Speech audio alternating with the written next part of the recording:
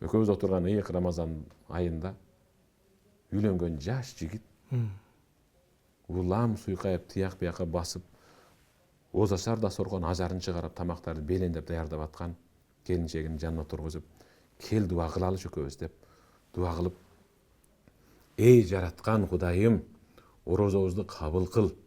Ушул учурда азыр менин досум да ооза чарда отурат болуш керек. Анын да орозосун кабыл кыл, батасын кабыл кыл, тилегин орундаткын, муктаждыгын чечкен.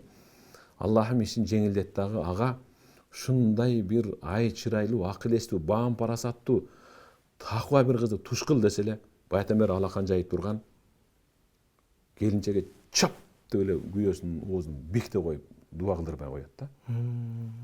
Анан булкунса да бошотпойт, дуа кылып, бу эмне кылганың десе, пайгамбар айткан, кайсыл нерсени досуңа тилеп дуа кылсаң, аны сөзсүз түрдө өзүңө берет деген. Жакшы эле айтып келдиңиз го, бирок аягында ага сулуу кыз тилегениңизден ошону сизге берип койбойт деп токтоттум деген экен. Ошош өзүбүзгө каалаган нерсени өзгөлөргө, мисалы, иштардык кылбай, бакылдык, сараңдык кылбай дуа кылышыбыз керек да.